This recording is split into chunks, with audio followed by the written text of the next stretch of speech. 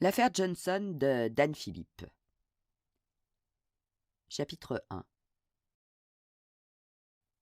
À bord de sa vieille Toyota Corolla, Kim Collins, 34 ans, remontait l'imposante River Avenue. Les lignes blanches l'obligeaient à suivre un chemin au bout duquel un drame étrange l'attendait. Dans 300 mètres, elle arriverait à la piscine Sky Pool, située au sud de Manhattan. Sa séance d'aquagym commençait à 20h. Il ne fallait pas tarder. Depuis la naissance de son fils, Tyler, âgé de 8 ans, elle venait entretenir son corps. Son désir d'être à la fois une mère aimante et une femme épanouie restait intact. Kim Collins entra sur le parking protégé par de solides grillages.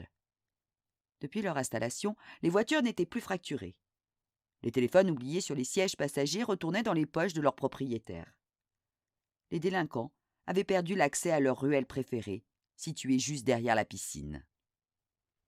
Comme à son habitude, Kim Collins se stationna tout au fond. La plupart des places étaient inoccupées, contrairement à celles de l'entrée, plus proche de 50 mètres. La direction assistée de sa Toyota devenait de plus en plus récalcitrante. Un vrai calvaire à utiliser.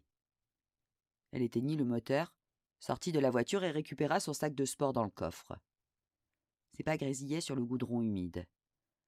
La nuit de ce début de printemps restait fraîche, presque une soirée hivernale. Les lampadaires perçaient difficilement l'obscurité. La clôture avait bien amaigri le budget de cette petite piscine qui vivotait depuis quelques années. Le remplacement des vieilles ampoules par des LED puissantes devrait se réaliser d'ici 1 an ou 2. Kim Collins, le sac en bandoulière, se préparait pour sa séance. Elle rechignait à se baigner par ce temps maussade. Bien plus que de simples frissons procurés par une tenue en maillot de bain, c'était l'horreur qui l'attendait. Quelques instants plus tard, une arme braquait son cœur. Le doigt qui pressait lentement la détente se rapprochait du point de déclenchement. Les larmes ne s'arrêtaient plus. Ses mains tremblaient, de violents spasmes malmenaient son estomac.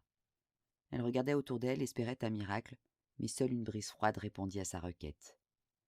Les visages de son mari Roy et de son fils Tyler lui arrachèrent un dernier sourire. Elle avait eu la chance de porter un enfant et de rencontrer un homme qu'il avait toujours chéri.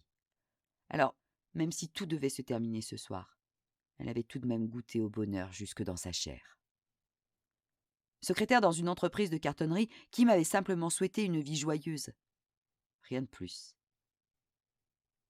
Aimer, être aimé, construire un quotidien et déguster un peu d'extraordinaire. Au milieu de sanglots douloureux, elle répétait « Pourquoi moi ?» Comme si le malheur choisissait ses victimes, comme s'il se délectait de la souffrance. Pourtant, il ne s'agissait là que d'une probabilité de trépasser, rien de plus. Quelques feuilles mortes décollèrent mollement du sol, ignorant le drame atroce qui se jouait alors. Au même moment, sur la River Avenue, qui longeait la piscine, 2 jeunes frères rentraient chez eux sur leur BMX de marque Arrow. Ils devaient revenir pour 20h. À 11 et 13 ans, ils espéraient voir reculer l'horaire, mais les injonctions parentales ne laissaient place à aucune latitude. Leur vélo émettait un grincement régulier qui suivait le rythme du pédalage. Le tempo était lent. La faible motivation à retrouver des parents trop injustes fatiguait les muscles, et cette fichue avenue demeurait un faux plat. Ils arrivèrent à la hauteur de la piscine Sky Pool, repère leur indiquant la proximité de leur maison. Leur mollesse d'adolescent fut brusquement interrompue. Le hurlement d'une femme déchira la nuit. Un bruit métallique et étouffé y succéda dans la seconde. Ils s'arrêtèrent et regardèrent autour d'eux. Rien, juste une voiture qui s'éloignait, croisée quelques secondes plus tôt. « C'était quoi ?» demanda le plus jeune. « Qu'est-ce que j'en sais ? Pourquoi elle a crié ? Qu'est-ce qu'elle a ? C'était un flingue ? J'en ai aucune idée, bon sang ! T'as vu un truc ? Ça venait du parking. Et toi, t'as remarqué quelque chose ? J'essayais de te suivre. » Le plus grand décida d'aller jeter un œil, aussitôt réfréné par le cadet, trop effrayé par cette voix presque inhumaine et ce prétendu coup de feu. Un petit débat s'installa. Oui, non, trop dangereux. Appelez les secours. J'en sais rien. Merde, on n'a pas de téléphone. Leurs parents limitaient l'accès aux écrans. Viens, on se casse. C'était un pistolet ? Peut-être. Je crois, s'agaça le plus vieux. Allez, on fout le camp. Les 2 adolescents s'enfuirent sur leur vélo. Les cliquetis battaient la mesure beaucoup plus vite. Leurs cœurs aussi. On aurait dit un énorme pétard. Peut-être que c'était juste des enfants qui s'amusaient. Pédale, tais-toi! Il faut qu'on rentre et qu'on en parle aux parents. Le cadet obéit et se concentra sur son guidon. Il suivait son frère tant bien que mal.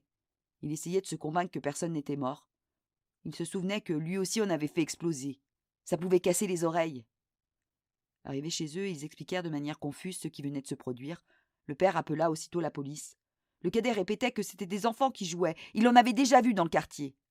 Seulement voilà. Il apprendrait quelques heures plus tard, au commissariat, qu'une femme avait été assassinée d'une balle en plein cœur, dans la nuit du 30 au 31 mars. Son frère et lui constituaient les uniques témoins. Elle s'appelait Kim Collins, victime du meurtrier présumé, Peter Johnson.